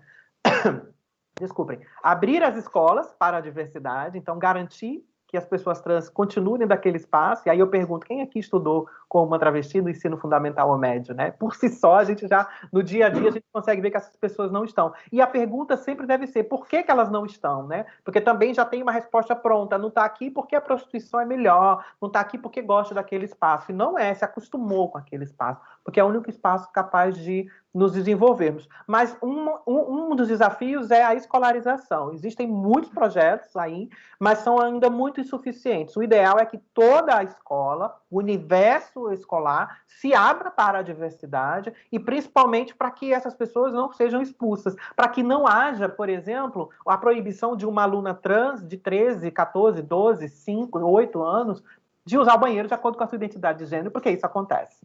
Para que os pais não se sintam, inclusive, seguros em negar o direito aos seus filhos, adolescentes e crianças trans, de usar o nome social na escola, porque isso propicia essa exclusão. E, ao mesmo tempo, pensar, porque ainda tem uma população que já passou do período de estar na escola formal, fazer esse resgate, mas também projetos de encaminhamento para a população. No Rio de Janeiro, a gente fez uma proposição legislativa para que as empresas que recebam incentivo fiscal do Estado delimitem uma porcentagem, assim como tem para pessoas com deficiência, para a contratação. Ora, estão recebendo verba pública, por que não devolver algo para a própria população? Então, isso é uma saída, isso não resolve o problema. Eu acredito que é importante, as reservas de vagas são uma política que se coloca e se mostra já há 10 anos, né, se eu não me engano, 10 ou 11 anos das cotas raciais, e elas se colocam como extremamente efetivas e necessárias, mas a gente precisa garantir essa diversidade de gênero, para que mulheres trans, travestis, homens trans, que têm aí um alto índice de desemprego, possam estar sendo contratadas para trabalhar. E para finalizar, recentemente eu recebi o caso de uma menina, ele está até nos meus stories no Instagram, de tão absurdo. Ela estava passando no mercado de bairro, ela viu que estavam contratando, pediu para deixar o currículo, ela deixou o currículo. Quando ao final do dia, ela recebeu uma mensagem e a pessoa se identificou como gerente ou dono do supermercado, dizendo: oi, tudo bem? Eu não posso te contratar para trabalhar na minha empresa por você ser travesti, mas se você quiser, a gente pode fazer um programa. Ai, meu Deus. Isso printado e publicizado. Então, é disso que a gente ainda está falando também, mas a gente precisa enfrentar. Eu acho que contratar pessoas trans, especialmente para empregos, nesse momento, que não exigem uma qualificação técnica específica, por exemplo, contrate uma pessoa trans para ser babá, né? Para ser diarista, para quem tem oportunidade, para ser manobrista, enfim, para ser motorista, e invista nessa pessoa. O que eu acho que também a gente precisa é isso. Se a gente entende que há uma deficiência para essa população, acredito que investir na formação vai aperfeiçoar e garantir um retorno ainda maior para os capitalistas, né? Para as próprias empresas. Está comprovado que a diversidade e o incentivo da diversidade nas empresas gera lucro, né? E aí não só falando em pink money, mas na inclusão de fato dessas pessoas. Eu tenho uma pergunta. por causa da pergunta que foi feita sobre a questão das cotas. Eu estava pesquisando não, porque eu tenho orgulho de ter feito parte desse projeto. Na filosofia, não no direito. A questão da alteração do gênero e do prenome no registro civil. Nós sabemos que isso ganhou força a partir dos anos 2000, na jurisprudência, com a alteração do prenome do gênero, porque a Constituição de 88 ela mudou e a sociedade também mudou. Então, foi mais ou menos tranquilo que as trans que fizeram a cirurgia poderiam mudar sem recorrer ao judiciário, poderiam mudar no cartório. Uma questão, como a Bruna comentou na palestra, uma questão é a parte jurídica, outra questão diferente, a prática, o implemento. Em 2009, a Procuradoria-Geral da República ajuizou o MADIM a 4.275, pedindo que fosse no transexual, que o transexual pudesse adequar o prenome e o acento, né, no registro civil, claro, onde foi registrado o nascimento, sem que tivesse que ir ao judiciário. Em 2018, março de 2018, o Supremo Tribunal Federal disse que sim, poderia, até foi uma decisão, falou, olha, pode ir à justiça, pode ir direto, não, a gente quer ir direto, né? Não tem que ir à justiça. E nós fizemos um projeto, eu participei desse projeto na filosofia, dando subsídios para essa ação, para quem estava propondo essa ação.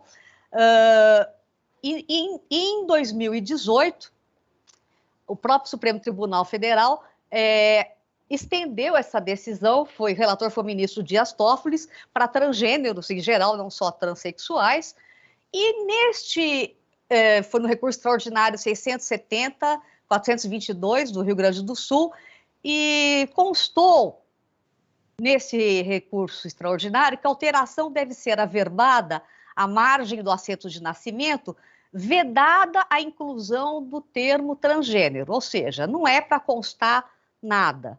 Então eu me pergunto, e essa curiosidade me veio agora, como é que seria possível implementar na prática uma reserva, né, para transgêneros, enfim, se no registro vai haver alteração do nome e do gênero e não vai constar nada?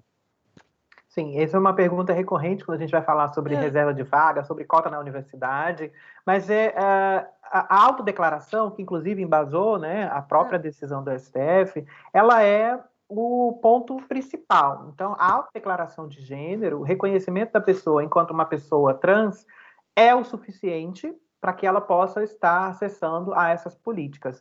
Mas é claro que a gente sempre vai esbarrar, né, num entendimento que inverte a lógica, porque a lógica é todos são inocentes perante a lei até que se prove o contrário. Mas parece que quando a gente fala de reserva de vagas, de autodeclaração de hipossuficiência, é o contrário. Todas estão mentindo até que se prove o contrário, né? Então a gente sempre esbarra num excesso de cuidado para possíveis fraudadores, ao ponto de a política não ser implementada por algo que ainda não aconteceu, né? Então eu acho que a autodeclaração de gênero, então quem é trans, quem é cis, sabe de si. Então, quando eu abro uma vaga específica para pessoas trans, podem ter, assim, grande chance de pessoas trans irem se autodeclararem enquanto trans, e isso tem que ser o suficiente, sem, inclusive, que seja necessário qualquer tipo de comprovação, porque como que eu vou ser exigida de comprovar de que eu sou uma mulher ou uma mulher trans, sendo que o mesmo direito ou a mesma exigência não é feita para quem não é trans, né? Então, também é um tratamento diferenciado, né, que não pode ser aceito. Então, a autodeclaração ela tem que ser o suficiente, mas eu acredito que um estudo social pode ser feito junto à comunidade, porque a gente também tem isso. Então, inclusão de pessoas trans para a implementação desses projetos é de suma importância, porque vão poder dar outros elementos que escapam na hora que a gente pensa sem a presença de pessoas trans ali. Então, qualquer política pública, qualquer ação que se preze ou que se coloque enquanto propositiva para a inclusão de pessoas trans ou pessoas LGBTI ou pessoas negras ou mulheres, tem que ter o diálogo com essas pessoas que vão acessar as políticas, para que a gente possa enfrentar as possibilidades de fraude, mas com que também faça com que essa política se torne acessível, ampla para essas pessoas. Acho que é isso. Bruna, eu posso completar um pouco essa pergunta, porque quando você falava, quando você falava na luta, na dificuldade encontrada para a mudança de nome, eu me lembrei que nesse grupo que eu participo, de pessoas transencarceradas, uma das questões que eu ouvi um colega magistrado falar assim, olha, Inês, é o seguinte, ela já está garantido, elas têm acesso a trocar o nome. Se elas foram presas e não trocou o nome ainda, paciência, ela não fez isso quando estava solta, aí agora, mas ela é uma mulher, como é que ela pode estar numa prisão sem ter direito? E aí me lembra outra fala sua, quando você disse que não pode usar a roupa da Marinha, a feminina. As mulheres trans que são presas, elas não têm direito ao top. Quer dizer, elas têm que ficar lá sem camisa, com as mamas de fora, o que deveria ser considerado indecente, né? Mas lá elas... Então, assim, mas aí os próprios magistrados e os outros que estão no sistema de justiça dizem, olha, ela tem acesso ao direito. Então, assim, essa questão de ouvir quem está na ponta ali, ouvir os outros, e dizer, olha, ela tem mais ou menos. Se ela já era uma pessoa marginal que foi presa, ela não foi atrás no cartório, e até porque se você me disse que é custoso, que eu não sabia, então assim, fica parecendo, então nós magistrados, numa posição muito cômoda, de dizer assim, olha, a pessoa também tem liberdade de escolher, ela não escolheu antes, porque agora, né? E aí eu acho que eu vou emendar esse meu comentário junto com outra pergunta que o Wagner, que é servidor da Escola de Magistrados e que foi quem fez a arte toda do evento, inclusive da sua foto. O Wagner é um artista e é um estudioso, faz doutorado na área de História da Arte. A nossa referência nessa área, ele coloca assim, Vlad, eu estou chamando Vlad só, mas é Vlad Wagner Rodrigues. Quero parabenizar pelo evento, expressar meu contentamento por esse espaço dado a Bruna Benevides para compartilhar sua experiência e seu conhecimento, tornando-se assim uma inspiração e referência. Tenho 53 anos, me assumi gay aos 30 anos. Passei por muitas das dificuldades que você exemplificou tão bem, Bruna. Pessoas como você, com sua coragem, nos ajudam a desnudarmos estereótipos.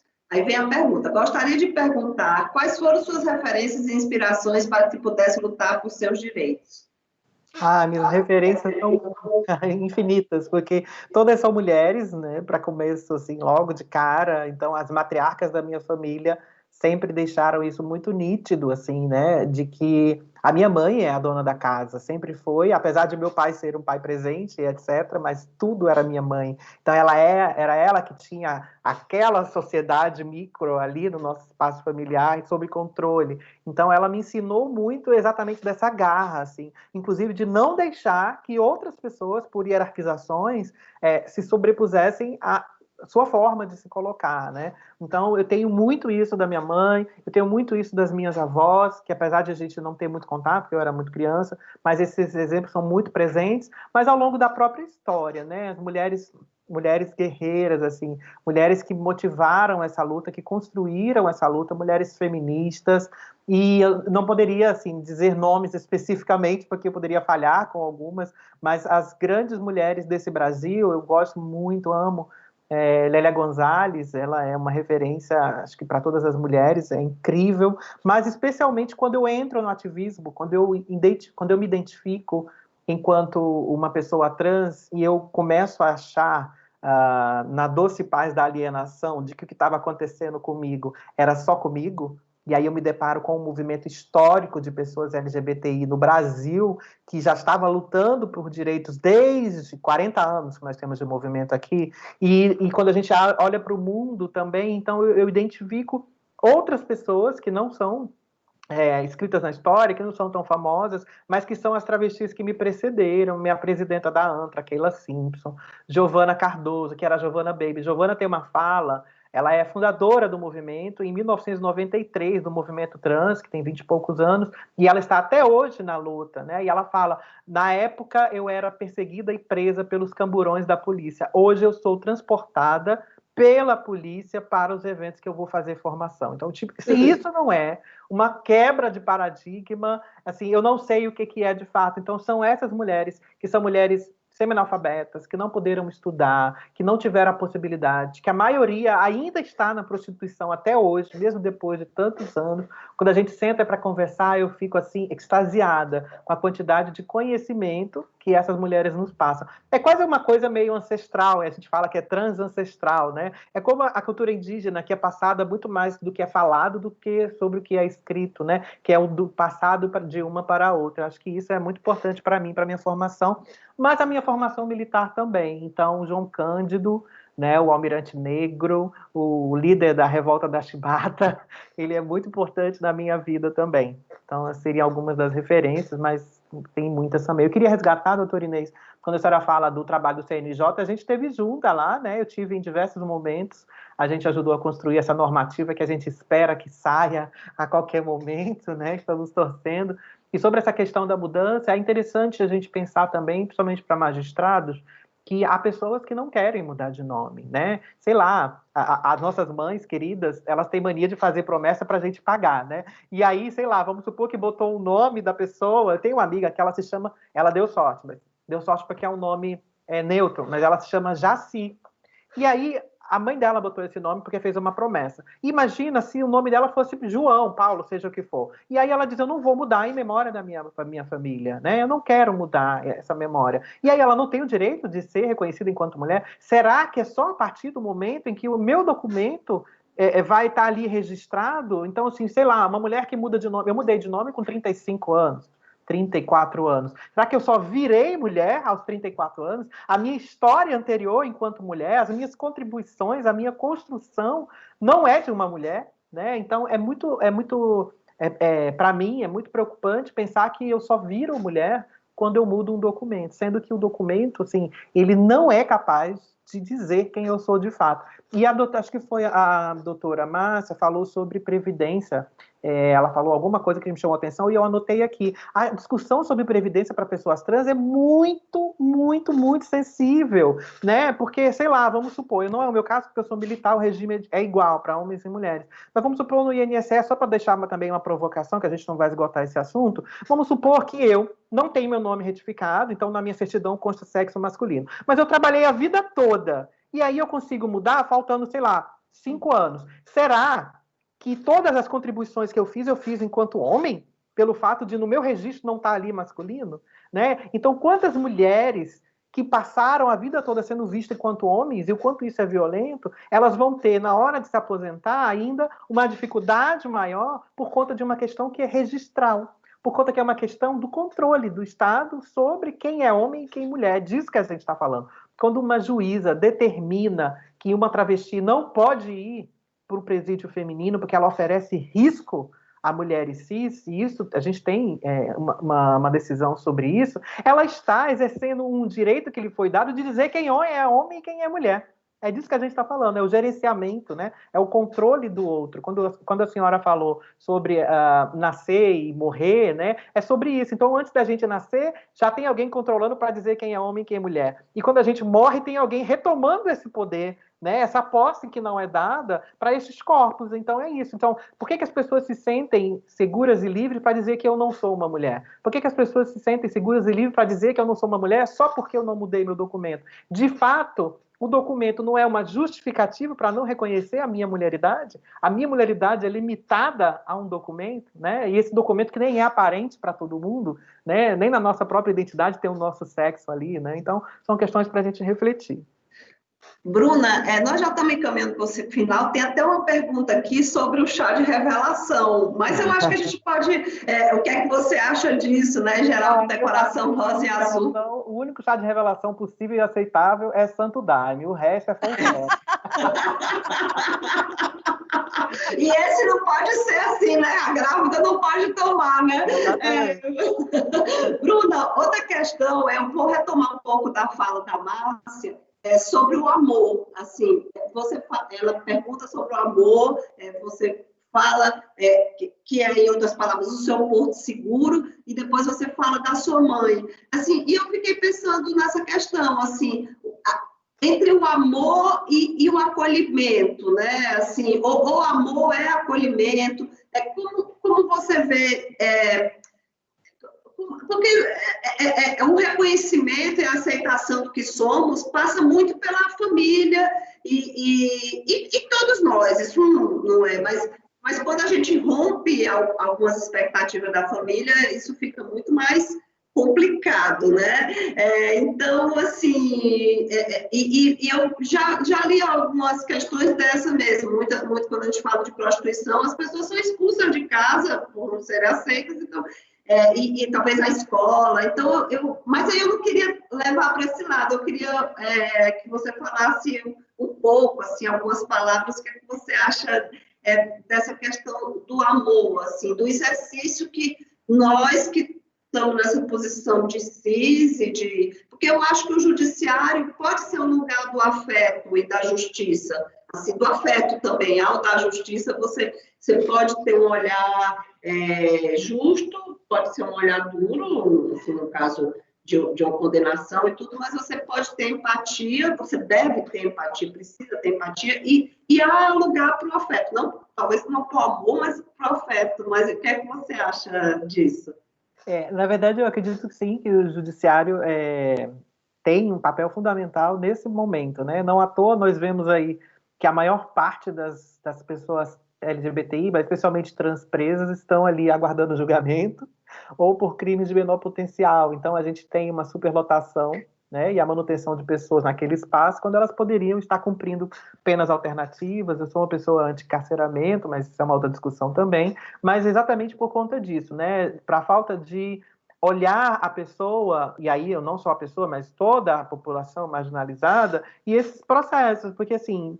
Roubar, a gente fala que tem muito roubo que é roubo por sobrevivência. Eu não estou querendo justificar crime, né? Mas quem está com fome, tipo, e não foi criada nos mesmos moldes sociais que nós, então não tem a diferença do que é certo e que é errado, ou esse certo e errado, ele é relativo ao meio em que ela se encontra, né? Então, uma pessoa marginalizada, ela precisa de afeto, ela precisa de acolhimento. E eu acho que, e aí quando você traz a mãe, a família tem um papel fundamental para o sucesso daquelas pessoas, dessas pessoas. No previdenciário também, porque você coloca assim, né? Porque talvez assim, a gente pense só na pessoa marginalizada que está respondendo como ré, mas muitas são autoras, no caso dos segurados. Eu e a Márcia trabalhamos na área previdenciária, a Terezinha Caseiro também, assim, elas são as autoras da ação, elas buscam o Estado para que tenha uma resposta do que ela entende justo, né? Naquela relação com a Seguridade Social.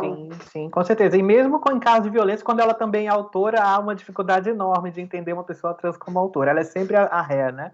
E falando de afeto é isso. Acho que a família ela tem um papel fundamental no sucesso das pessoas, mas também nesse processo de esgarçamento de uma sociabilidade possível, né? Então, quando uma família opta por ser intolerante, ela automaticamente meio que assina o atestado de óbito daqueles filhos e daquelas filhas, né? Tem um padre, eu não vou lembrar o nome dele aqui agora, ele fala, quando os filhos saem do armário e os pais entram, é assinado o atestado de óbito daqueles filhos, né? É disso que a gente está falando também. É preocupante.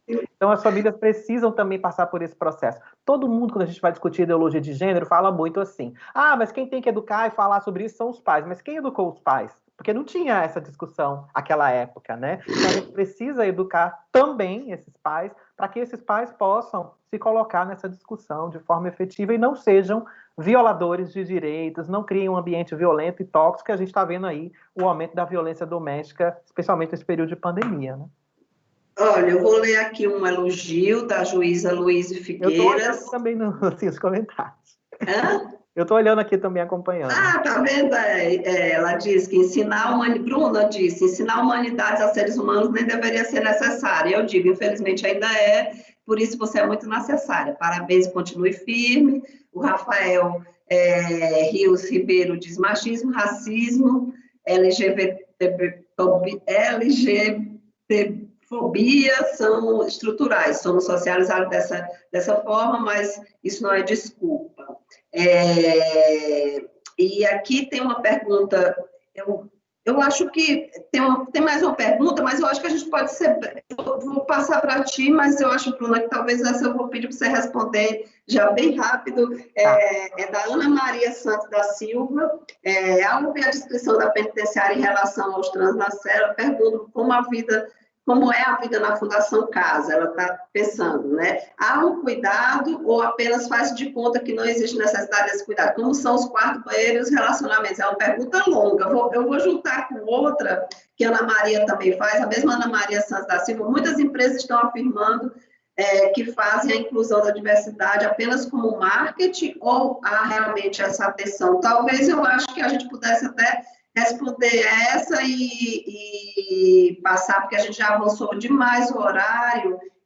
Tem várias perguntas aqui, Bruna, mas eu acho que essa, e aí a Márcia fazia as considerações finais, não é, Márcia? Eu acho que a gente encerrar daqui a 6 minutos. A gente ouve muito falar sobre diversidade, sobre pessoas trans, muito à distância, né? E aí, o meu processo da Marinha, ele é simbólico porque a naturalização do meu corpo, da minha presença, faz parte dessa estratégia de ruptura das discriminações. Bruna, desculpa te interromper, eu vou só juntar mais uma pergunta, porque eu queria fazer desde o começo. Diga. Assim, ser bonita ajuda? Porque eu e a Márcia achamos que ajuda a gente, né?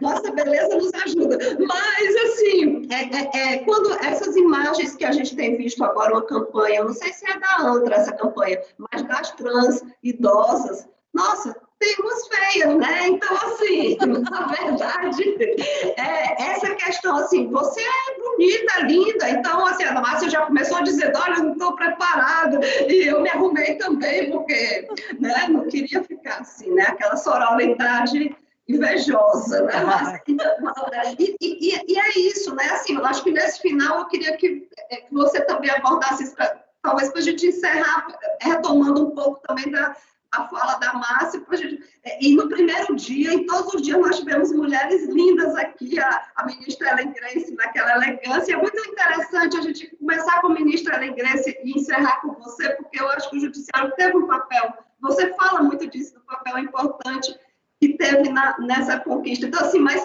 agora eu estou falando isso, assim, eu queria retomar um pouco também disso para aceitação mesmo, porque se eu fosse uma empresa, eu preferia contratar uma bonita. É feio dizer isso, né? Mas assim, e como você faz, né? Porque você estava falando, a gente, em todos os lugares, né? A gente organizada é desorganizada fisicamente, né? Então, assim, há uma... mais ou menos basicamente isso, assim. É uma invejazinha que eu e a Márcia estamos tendo. Imagina, é bom. A inveja é tão demonizada, mas ela é tão provocativa para a gente se tornar melhor e correr atrás, não do outro, né? Mas de coisas que nos fortalecem. Eu acho que também tem esse ponto. Eu acho que a gente precisa normatizar as relações com pessoas trans, então eu fico feliz quando tem muita pergunta, muita gente interagindo, eu estou olhando aqui também no chat, porque comprova a importância e a urgência do tema, né? Eu fico muito feliz, e a naturalização de pessoas trans nos espaços, nas empresas, faz exatamente com que esses mitos sejam derrubados, porque as pessoas vão enxergar, enfim, de que somos gente, de que somos pessoas, e que inclusive temos várias contribuições a fazer. Então, quando eu meio que provoco vocês duas, né, a se arrumarem, a se preocuparem, tipo, são as contribuições, porque senão a gente fica pensando assim, no início da pandemia, eu sou uma mulher extremamente vaidosa, no início da pandemia eu tava me vendo tão relaxada, não sei o quê, meu cabelo tá só raiz, eu falei, mas no final das contas, então quer dizer que eu me arrumava para os outros e não era para mim, né? Então, o fato de eu me arrumar é para eu me ver bem, e automaticamente eu estando bem, as pessoas vão identificar isso. Mas existe um padrão de beleza que é imposto, né? Isso com questão de gênero, pelo amor de Deus, né? A Gisele Bündchen é o sonho de qualquer mulher, aquele corpo esguio, magro, com aquele cabelo lindo. Quando não é ela, são essas outras agora marombeiras também, né? Então, em o tempo foram aquelas mulheres frutas. Então, esses padrões são estabelecidos para vender, né? E aí, é claro, quanto mais próximo do que está estabelecido quanto um padrão, você vai ser melhor admitido. Então, mulheres bonitas, muito provavelmente, vão ser melhor admitidas em empresa do que mulheres mais inteligentes que não estão dentro de uma estética plástica de beleza proposta pela mídia. Então, eu acho que isso precisa ser vencido também. Isso também fala sobre machismo, sobre violência de gênero. Para encerrar, assim mesmo, agradecer a oportunidade.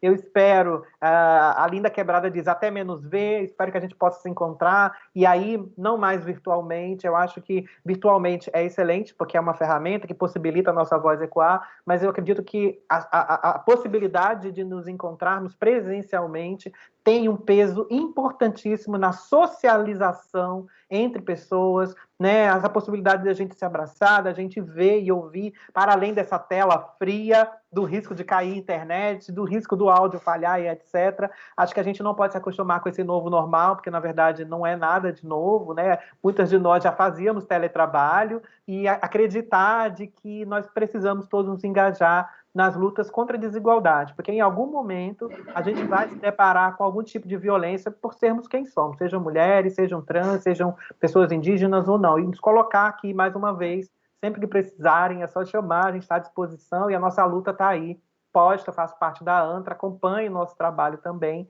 e espero que a gente possa estar junto ainda durante muitos e muitos tempos.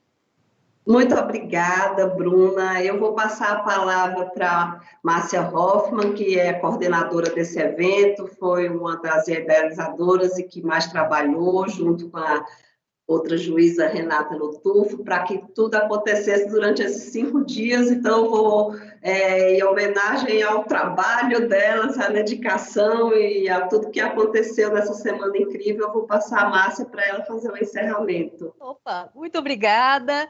Eu queria agradecer e parabenizar a Bruna e também a todos que estiveram conosco nesses 5 dias. Queria agradecer nosso público, a todas as perguntas, aos servidores da EMAG, a doutora Terezinha, a doutora Inês, a minha amiga, a doutora Renata Lotufo. Sem vocês, nada disso teria sido possível. E nós abrimos com a ministra Ellen Grace, fechamos com a Bruna, fechamos com chave de ouro, e eu queria de novo, Bruna, dá para ver que eu fiquei muito impressionada com a matéria da Rustos. Muito obrigada. Peço novamente, por favor, que desliguem a câmera, desliguem o microfone para podermos encerrar efetivamente com chave de ouro, como foi de ouro essa semana, desnudando estereótipos. Eu acho que essa matéria, ela termina com uma frase, eu não poderia dizer melhor, eu que sou tão tagarela, fiquei sem palavras. Ela fala da Bruna, e eu acho que ela fala de todos nós, de todas nós. Diz a matéria, Bruna Benevides não é só uma mulher. É uma bandeira, um cais para aqueles e aquelas que ainda estão navegando na luta pela sobrevivência. No que depender de sua atuação política, eles irão chegar sãos e salvos à beira do mar. Bruna, muito obrigada. A todos vocês, muito obrigada. Obrigada, querida. Obrigada. Doutora Inês.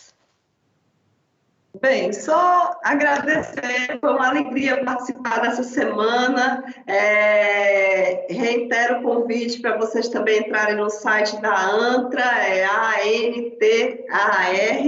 e divulgarem os vídeos. Os vídeos de toda essa semana estarão disponíveis no YouTube da EMAG, para que as pessoas que não tiveram possibilidade de ver hoje, vejam. E muito obrigada, foi uma manhã muito inspiradora. Obrigada, Bruna, mais uma vez, pelo convite, por ter aceito o convite, por essa palestra brilhante. Tchau, gente. Não, obrigada. Uau! Olha só! Ai, temos nesse, Márcia. Olha, nós eu não mostro nada, porque nem as unhas eu fiz. Eu tô falando que eu não tenho condições. Bruna ganhou, pronto. Ganhou 1-0. Tchau.